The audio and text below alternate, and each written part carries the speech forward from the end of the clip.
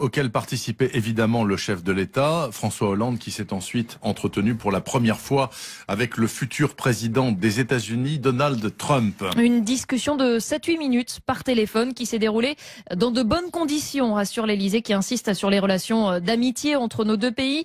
Mercredi, François Hollande s'était contenté de félicitations, disons, polies, ajoutant que l'élection du républicain ouvrait une période d'incertitude. Donald Trump qui aura passé une bonne partie de sa journée au téléphone, Philippe Corbet, car le milliardaire doit désormais composer son équipe. Oui, notamment le poste déterminant de Chief of Staff, c'est-à-dire le principal collaborateur du président qui fait tourner la machine Maison-Blanche, sert de garde triage à toutes les mauvaises nouvelles du monde qui arrivent en urgence au bureau ovale et doit être celui qui murmure à l'oreille de l'homme le plus puissant du monde les vérités qu'il ne veut pas entendre. Parmi les 4 noms envisagés par Trump, il y a d'abord son gendre, le mari d'Ivanka, assez brillant dans les affaires mais sans aucune expérience politique en dehors de la campagne pendant laquelle il a joué un rôle clé. Et puis surtout Steve Bannon qui avait pris la tête de son équipe en août, mais dans l'ombre, un ancien de la Navy, devenu homme d'affaires, puis réalisateur, et enfin patron du site ultra-conservateur Breitbart, très idéologique à la droite de la droite américaine, avec régulièrement des publications xénophobes et misogynes. Trump veut choisir ses collaborateurs sur le critère de la loyauté, mais s'il se décide à ajouter aussi d'expérience et d'efficacité, le poste pourrait être occupé par un profil plus classique, le chef du parti républicain ou le gouverneur du New Jersey, plus expérimenté, et ce seraient des choix un peu plus rassurants. Philippe Corbet, le correspondant de RTL aux États-Unis, merci. Pour l'instant, c'est toujours Barack Obama qui occupe la Maison-Blanche. Le président américain rencontrera la semaine prochaine à Berlin Angela Merkel, François Hollande et la Britannique Theresa May. 1 an et demi auquel participait évidemment le chef de l'État, François Hollande, qui s'est ensuite entretenu pour la première fois avec le futur président des États-Unis, Donald Trump. Une discussion de 7-8 minutes par téléphone qui s'est déroulée dans de bonnes conditions, rassure l'Élysée, qui insiste sur les relations d'amitié entre nos deux pays. Mercredi, François Hollande s'était contenté de félicitations, disons, polies, ajoutant que l'élection du républicain ouvrait une période d'incertitude. Donald Trump qui aura passé une bonne partie de sa journée au téléphone, Philippe Corbet, car le milliardaire doit désormais composer son équipe. Oui, notamment le poste déterminant de Chief of Staff, c'est-à-dire le principal collaborateur du président qui fait tourner la machine Maison-Blanche, sert de garde triage à toutes les mauvaises nouvelles du monde qui arrivent en urgence au bureau ovale et doit être celui qui murmure à l'oreille de l'homme le plus puissant du monde les vérités qu'il ne veut pas entendre. Parmi les 4 noms envisagés par Trump, il y a d'abord son gendre, le mari d'Ivanka, assez brillant dans les affaires mais sans aucune expérience politique en dehors de la campagne pendant laquelle il a joué un rôle clé.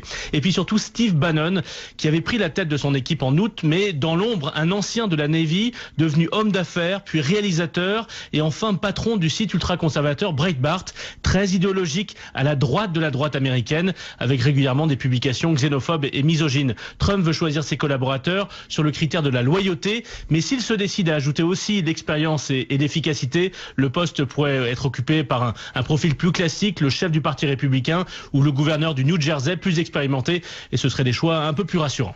Philippe Corbet, le correspondant de RTL aux États-Unis, merci. Pour l'instant, c'est toujours Barack Obama qui occupe la Maison-Blanche. Le président américain rencontrera la semaine prochaine à Berlin Angela Merkel, François Hollande et la Britannique Theresa May. 1 an et demi auquel participait évidemment le chef de l'État, François Hollande, qui s'est ensuite entretenu pour la première fois avec le futur président des États-Unis, Donald Trump. Une discussion de 7-8 minutes par téléphone qui s'est déroulée dans de bonnes conditions, rassure l'Élysée, qui insiste sur les relations d'amitié entre nos deux pays. Mercredi, François Hollande s'était contenté de félicitations, disons, polies, ajoutant que l'élection du républicain ouvrait une période d'incertitude. Donald Trump qui aura passé une bonne partie de sa journée au téléphone, Philippe Corbet, car le milliardaire doit désormais composer son équipe.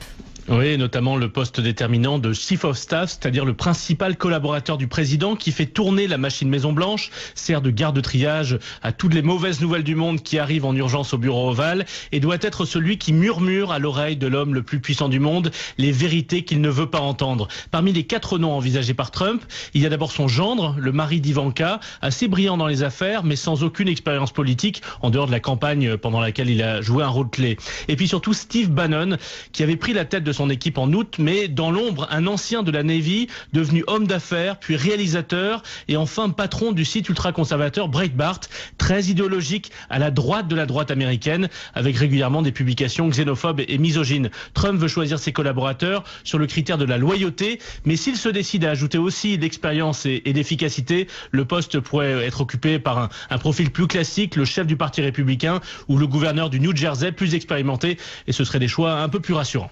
Philippe Corbet, le correspondant de RTL aux États-Unis, merci. Pour l'instant, c'est toujours Barack Obama qui occupe la Maison-Blanche. Le président américain rencontrera la semaine prochaine à Berlin Angela Merkel, François Hollande et la Britannique Theresa May. 1 an et demi, âge auquel participait évidemment le chef de l'État, François Hollande, qui s'est ensuite entretenu pour la première fois avec le futur président des États-Unis, Donald Trump. Une discussion de 7-8 minutes par téléphone qui s'est déroulée dans de bonnes conditions, rassure l'Élysée, qui insiste sur les relations d'amitié entre nos deux pays. Mercredi, François Hollande s'était contenté de félicitations, disons, polies, ajoutant que l'élection du républicain ouvrait une période d'incertitude. Donald Trump, qui aura passé une bonne partie de sa journée au téléphone, Philippe Corbet, car le milliardaire doit désormais composer son équipe. Oui, notamment le poste déterminant de Chief of Staff, c'est-à-dire le principal collaborateur du président qui fait tourner la machine Maison-Blanche, sert de garde de triage à toutes les mauvaises nouvelles du monde qui arrivent en urgence au bureau ovale, et doit être celui qui murmure à l'oreille de l'homme le plus puissant du monde les vérités qu'il ne veut pas entendre. Parmi les 4 noms envisagés par Trump, il y a d'abord son gendre, le mari d'Ivanka, assez brillant dans les affaires, mais sans aucune expérience politique, en dehors de la campagne pendant laquelle il a joué un rôle clé. Et puis surtout Steve Bannon, qui avait pris la tête de son équipe en août, mais dans l'ombre, un ancien de la Navy, devenu homme d'affaires, puis réalisateur, et enfin patron du site ultra-conservateur Breitbart, très idéologique, à la droite de la droite américaine, avec régulièrement des publications xénophobes et misogynes. Trump veut choisir ses collaborateurs sur le critère de la loyauté, mais s'il se décide à ajouter aussi d'expérience et d'efficacité, le poste pourrait être occupé par un profil plus classique, le chef du parti républicain ou le gouverneur du New Jersey plus expérimenté, et ce seraient des choix un peu plus rassurants. Philippe Corbet, le correspondant de RTL aux États-Unis, merci. Pour l'instant, c'est toujours Barack Obama qui occupe la Maison-Blanche. Le président américain rencontrera la semaine prochaine à Berlin Angela Merkel, François Hollande et la Britannique Theresa May. 1 an et demi, âge auquel participait évidemment le chef de l'État, François Hollande, qui s'est ensuite entretenu pour la première fois avec le futur président des États-Unis, Donald Trump. Une discussion de 7-8 minutes par téléphone qui s'est déroulée dans de bonnes conditions, rassure l'Élysée, qui insiste sur les relations d'amitié entre nos deux pays. Mercredi, François Hollande s'était contenté de félicitations, disons, polies, ajoutant que l'élection du républicain ouvrait une période d'incertitude. Donald Trump, qui aura passé une bonne partie de sa journée au téléphone, Philippe Corbet, car le milliardaire doit désormais composer son équipe. Oui, notamment le poste déterminant de Chief of Staff, c'est-à-dire le principal collaborateur du président qui fait tourner la machine Maison-Blanche, sert de garde de triage à toutes les mauvaises nouvelles du monde qui arrivent en urgence au bureau ovale, et doit être celui qui murmure à l'oreille de l'homme le plus puissant du monde les vérités qu'il ne veut pas entendre. Parmi les 4 noms envisagés par Trump, il y a d'abord son gendre, le mari d'Ivanka, assez brillant dans les affaires, mais sans aucune expérience politique, en dehors de la campagne pendant laquelle il a joué un rôle clé. Et puis surtout Steve Bannon, qui avait pris la tête de son équipe en août, mais dans l'ombre, un ancien de la Navy, devenu homme d'affaires, puis réalisateur, et enfin patron du site ultra-conservateur Breitbart, très idéologique, à la droite de la droite américaine, avec régulièrement des publications xénophobes et misogynes. Trump veut choisir ses collaborateurs sur le critère de la loyauté, mais s'il se décide à ajouter aussi d'expérience et d'efficacité, le poste pourrait être occupé par un profil plus classique, le chef du parti républicain ou le gouverneur du New Jersey plus expérimenté, et ce seraient des choix un peu plus rassurants. Philippe Corbet, le correspondant de RTL aux États-Unis, merci. Pour l'instant, c'est toujours Barack Obama qui occupe la Maison-Blanche. Le président américain rencontrera la semaine prochaine à Berlin Angela Merkel, François Hollande et la Britannique Theresa May. 1 an et demi, âge auquel participait évidemment le chef de l'État, François Hollande, qui s'est ensuite entretenu pour la première fois avec le futur président des États-Unis, Donald Trump. Une discussion de 7-8 minutes par téléphone qui s'est déroulée dans de bonnes conditions, rassure l'Élysée, qui insiste sur les relations d'amitié entre nos deux pays. Mercredi, François Hollande s'était contenté de félicitations, disons, polies, ajoutant que l'élection du républicain ouvrait une période d'incertitude. Donald Trump, qui aura passé une bonne partie de sa journée au téléphone, Philippe Corbet, car le milliardaire doit désormais composer son équipe. Oui, notamment le poste déterminant de Chief of Staff, c'est-à-dire le principal collaborateur du président qui fait tourner la machine Maison-Blanche, sert de garde de triage à toutes les mauvaises nouvelles du monde qui arrivent en urgence au bureau ovale et doit être celui qui murmure à l'oreille de l'homme le plus puissant du monde les vérités qu'il ne veut pas entendre. Parmi les 4 noms envisagés par Trump, il y a d'abord son gendre, le mari d'Ivanka, assez brillant dans les affaires mais sans aucune expérience politique en dehors de la campagne pendant laquelle il a joué un rôle clé. Et puis surtout Steve Bannon qui avait pris la tête de son équipe en août, mais dans l'ombre, un ancien de la Navy, devenu homme d'affaires, puis réalisateur, et enfin patron du site ultra-conservateur Breitbart, très idéologique, à la droite de la droite américaine, avec régulièrement des publications xénophobes et misogynes. Trump veut choisir ses collaborateurs sur le critère de la loyauté, mais s'il se décide à ajouter aussi l'expérience et l'efficacité, le poste pourrait être occupé par un profil plus classique, le chef du parti républicain, ou le gouverneur du New Jersey, plus expérimenté, et ce serait des choix un peu plus rassurants. Philippe Corbet, le correspondant de RTL aux États-Unis, merci. Pour l'instant, c'est toujours Barack Obama qui occupe la Maison-Blanche. Le président américain rencontrera la semaine prochaine à Berlin Angela Merkel, François Hollande et la Britannique Theresa May. 1 an et demi auquel participait évidemment le chef de l'État, François Hollande, qui s'est ensuite entretenu pour la première fois avec le futur président des États-Unis, Donald Trump. Une discussion de 7-8 minutes par téléphone qui s'est déroulée dans de bonnes conditions, rassure l'Élysée qui insiste sur les relations d'amitié entre nos deux pays. Mercredi, François Hollande s'était contenté de félicitations, disons, polies, ajoutant que l'élection du républicain ouvrait une période d'incertitude.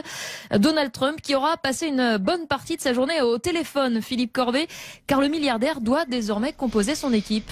Oui, notamment le poste déterminant de Chief of Staff, c'est-à-dire le principal collaborateur du président qui fait tourner la machine Maison-Blanche, sert de garde de triage à toutes les mauvaises nouvelles du monde qui arrivent en urgence au bureau ovale et doit être celui qui murmure à l'oreille de l'homme le plus puissant du monde les vérités qu'il ne veut pas entendre. Parmi les 4 noms envisagés par Trump, il y a d'abord son gendre, le mari d'Ivanka, assez brillant dans les affaires mais sans aucune expérience politique en dehors de la campagne pendant laquelle il a joué un rôle clé.